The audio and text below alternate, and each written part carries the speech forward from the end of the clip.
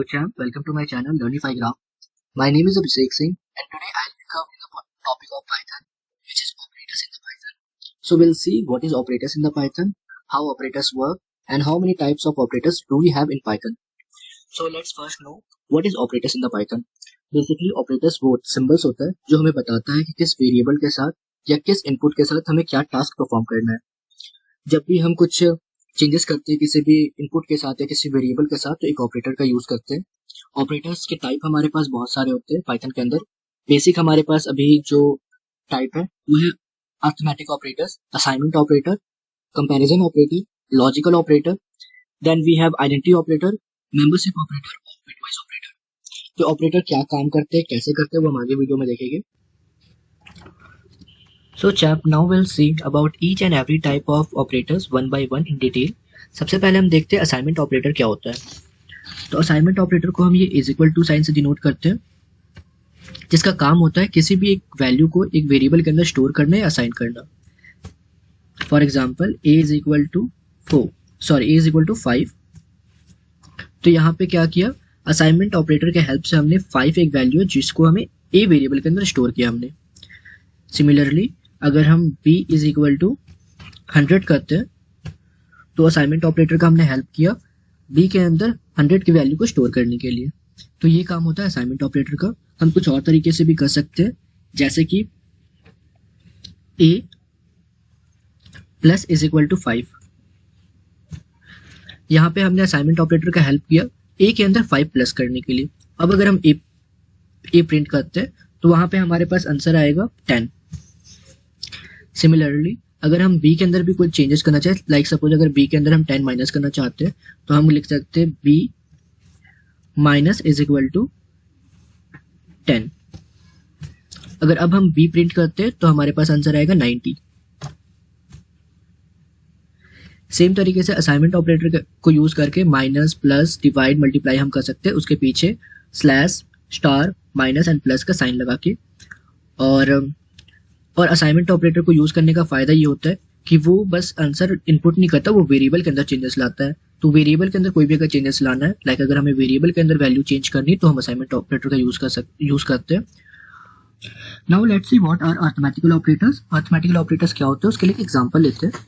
Example हम लेते हैं 10 प्लस 12।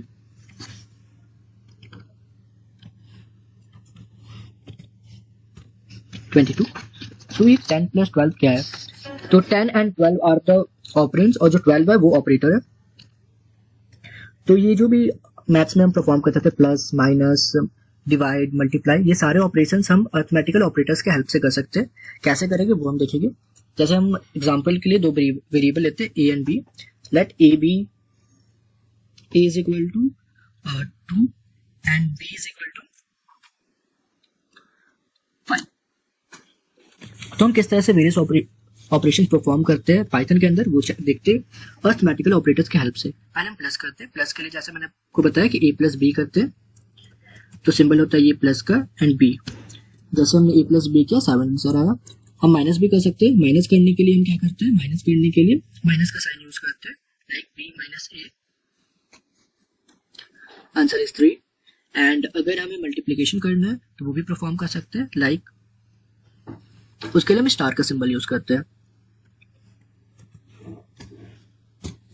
तो मल्टीप्लाई भी 10 आंसर आ गया हमारे पास। और अगर हमें डिवाइड करना है तो उसके लिए स्लैश सिंबल को यूज करते हैं, लाइक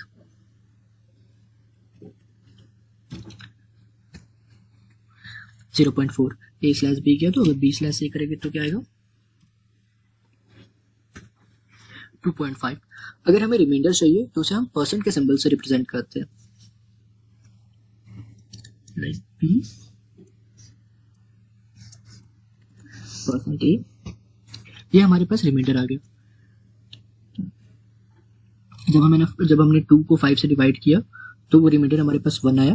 तो रिमाइंडर क्या होता है। और पावर के लिए हम क्या यूज करते हैं, पावर के लिए हम करते हैं 2 बार स्टार यूज करते हैं पावर के लिए, लाइक 2 स्टार स्टार 2 करते हैं तो यहाँ पे 2 का स्क्वायर आ जाएगा एंड 2 स्टार स्टार,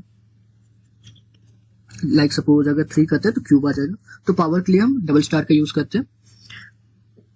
हमारे पास वेरिएबल में था, तो वेरिएबल का भी हम पावर देख सकते हैं, लाइक 4 तो 16। ए के अंदर हमारे पास 2 स्टोर था, 2 की पावर 4 16। तो इस तरह से हम अर्थमेटिकल ऑपरेटर यूज करते हैं। अब देखते हैं कंपैरिजन ऑपरेटर क्या होता है। कंपैरिजन ऑपरेटर वो होता है जिसे हम किसी चीज से कंपेयर करने के लिए यूज करते हैं, जैसे कि हमारे पास मैथ्स में हम यूज करते थे, like greater than equal to का सिंबल होता था। देन इसके अलावा हमारे पास लेस देन का सिंबल होता था, नॉट इक्वल टू का सिंबल होता था। तो वो सारे जो सिंबल्स होते हैं वो यहाँ पे भी यूज करते हैं पाइथन के अंदर कंपेयर करने के लिए। जैसे कि मैं एग्जांपल लेता हूँ, लाइक हमें कंपेयर करना है 10 ग्रेटर देन 9। ये सही है, अगर कंपेयर कर रहे हैं और सही है तो हमारे पास जो आंसर आएगा वो ट्रू आएगा। ट्रू अगर कोई हम ऐसा चीज लेते हैं जो अगर वो कंपेयर नहीं होता है या फिर जो कंडीशन होता है वो ट्रू नहीं होता तो हमारे पास फॉल्स आता है। लाइक हम सेम लेते हैं 9 ग्रेटर देन 10, तो हमारे पास आंसर फॉल्स आता है। जो कंपैरिजन ऑपरेटर है हम यूज करते हैं लूप्स के अंदर। उसके अलावा इफ एल्स कंडीशन के अंदर हम बहुत ज्यादा यूज करेंगे आगे, तो आप जान लीजिए हम यूज कैसे करते हैं। हमारे पास कुछ कंपैरिजन ऑपरेटर होता है, जैसे कि greater than, less than equal to. अगर लेस देन इक्वल टू हम करते हैं तो हमारे पास ये आएगा 9 लेस देन इक्वल टू 10। ये भी चेक कर सकते हैं।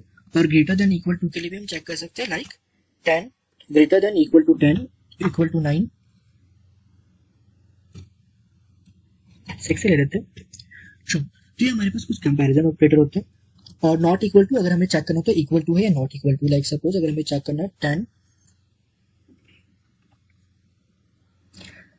नॉट इक्वल टू के लिए हम पहले ये साइन लिखते हैं जो शायद एक्सक्लेमेशन होता है, not equal to 6।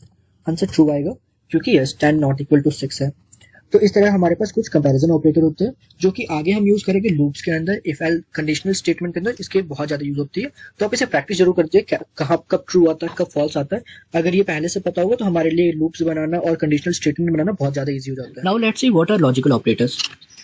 Logical operator same way में काम करता है जैसे हमारे लॉजिकल गेट्स काम करते थे, एंड और नॉट गेट। सिमिलरली हमारे पास पाइथन में भी ऑपरेटर्स होते हैं एंड और नॉट। तो कैसे काम करते हैं कि एग्जांपल के थ्रू हम समझते हैं।